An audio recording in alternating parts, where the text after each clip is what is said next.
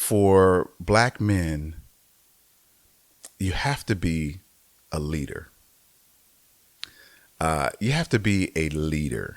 That's really what women who want to be married, want to be connected in a relationship with someone. You have to be a leader in your own right.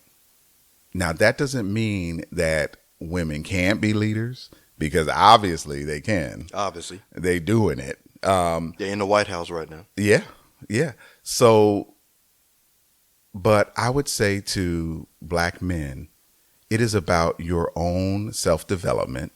It's about being a servant leader, understanding, Robert Greenleaf's work on servant leadership, which Okay. says in order to lead, you have to be last, meaning you have to be the one to make the sacrifices. You have to be the one to put others in front of yourself. Okay. And so at the beginning, we talked about a generational thinking that's a little different. Right. And so I think in past generations, it's been, hey, you have to, if anybody's going to sacrifice, you're going to make the sacrifice. And so everyone else in the family sees that. They see that example of sacrifice and they go, that's respect worthy.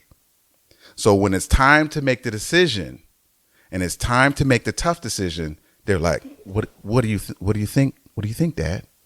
What should we do? They respect the sacrifice. And so that is attributed to that dad in an honorable way. They honor the dad because he sacrificed and because he worked hard and because he didn't utilize his obvious strength to subjugate his family. Right. But he uses his strength to lift and encourage and support and always be there for them. And that is honorable. That's respect worthy. So then when it's time for him to make a tough decision, they advocate that decision to him and say, okay, you make the decision because we respect you and we trust that your thinking is for us and for our benefit. That's honorable. But you got to do the challenging phase right. You have to work. You have to sacrifice. You have to show them that you're all in it. Right. And that no matter what happens, you're going to stay there. You're not going anywhere and you're going to sacrifice for them. When you do that, they attribute that to you as leadership and they will accept your leadership. But until you do that, there's always going to be this question. Does he really care? Yes. Thank you. And does he really care? Right. And I can own my crap as well because that has came out of my kid's mouth.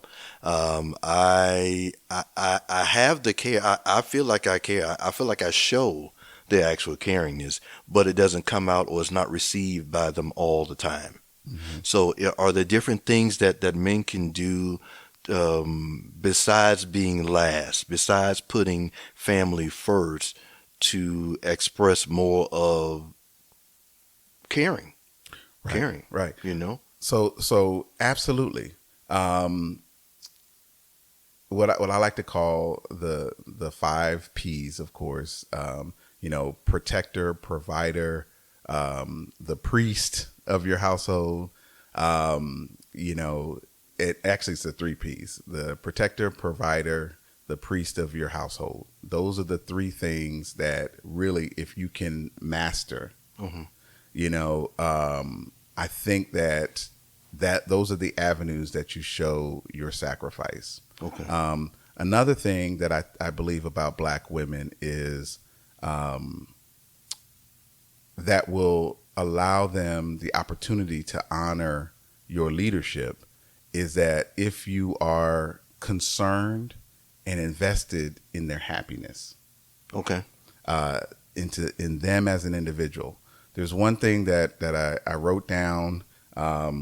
It's a quote that I believe in, and it's you can't be responsible to make someone else happy, but you can fight to protect what happiness they have.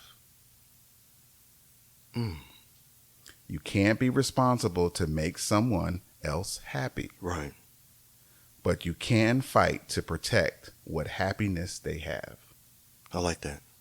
I like that. So once someone sees that you are protecting or attempting to protect their happiness, it could be provision, it could be physical protection, it could be, encouraging and supporting them spiritually. Once they see that you're invested in them, then they could say, hey, I trust this person. Right.